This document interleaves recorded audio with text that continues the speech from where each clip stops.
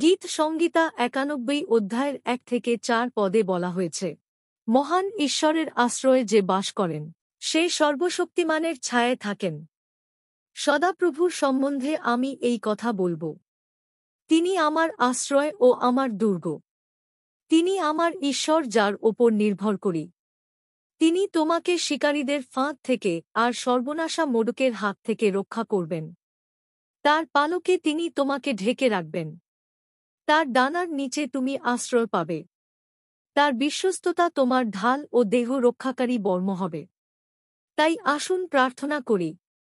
এই বাক্যের প্রতিজ্ঞা অনুযায়ী, সদাপ্রভু, তুমি সর্বশক্তিমান ঈশ্বর। তুমি আমার ও আমার পরিবারের আশ্রয় স্থান।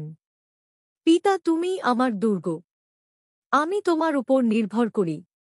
তুমি সকল প্রকার শিকারীদের হাত থেকে আমাকে ও আমার পরিবারকে তুমি রক্ষা করো।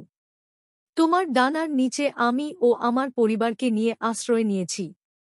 সর্বদূতগণদের আজ্ঞা দাও, যেন আমাকে আর আমার পরিবারকে আগলে রাখে।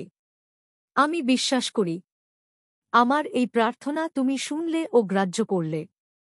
এই প্রার্থনা প্রভু যীশু খ্রিস্টের নামে চাইলাম। Amen, amen, amen. জয় যীশু।